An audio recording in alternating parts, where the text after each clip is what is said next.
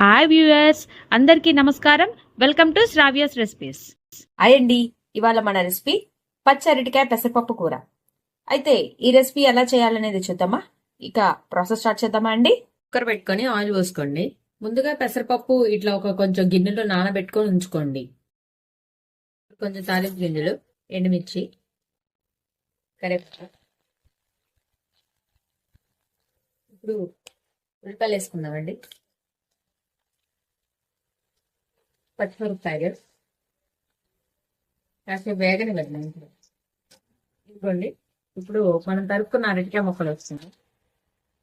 ఇప్పుడు నానబెట్టుకున్న పెసరపప్పు వేసుకుందామండి. కొంచెం పసుపు,